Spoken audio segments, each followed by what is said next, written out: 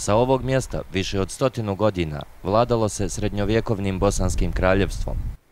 Vijekovima poslije, kraljevski grad, pust i u magli.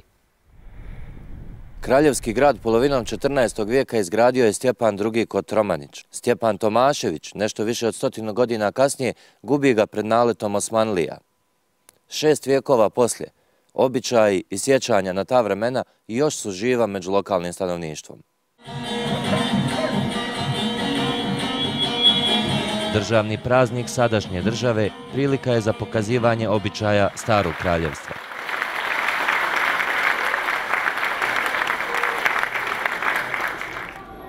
Crna marama i danas je znak žalosti za posljednjom bosanskom kraljicom Katarinom.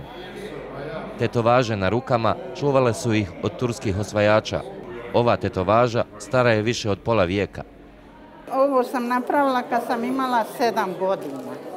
Nisam smjela tati ni kazat. Kad zavijena ruka, kaže, šta ti je to? Ona je Ana. Ja rekao sebi, kaže da Bog da ti ruka otpala, što si to radila. Slična tetovaža i na ruci bake Ljube iz sela Poljani. Osim tradicije, sačuvan je i poduzetnički duh. Pokušava mi prodati narukvicu sa motivima ovog kraja. Ja koliko bi dao? Pa ne znam, ne 50 dao. Ili 20 dao? Ljuba se žali na samoću i neimaštinu. Komšije do kojih navrati jedna su joj od rijetkih razonoda. Mnogi mještani ovog kraja kažu da kraljevski grad umire. Danas ima 200 stanovnika, uglavnom staraca. Ivan Šajn, starosjedilac, je u Kraljevoj Sutjesci. Vremena su se promijenila, kaže. Ovdje kao ona dolna Slonova, kada treba umrijeti, ljudi se vrate ovdje i eto tako. Ivanov komšija Ekrem sam ide po drva za grijanje. Kaže da time štedi novac od male penzije, ali i skraćuje vrijeme u zimskim danima. I on misli da život napušta kraljevski grad.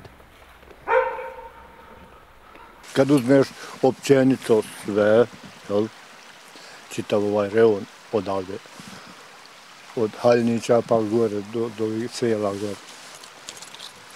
To je sve otišlo Trbom, Zakrom.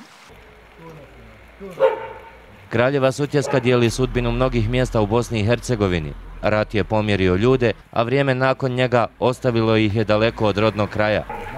Na kraljevska vremena svaki dan sve je manje uspomena. Aldin Arnautović, Al Jazeera, Kraljeva Sutjeska.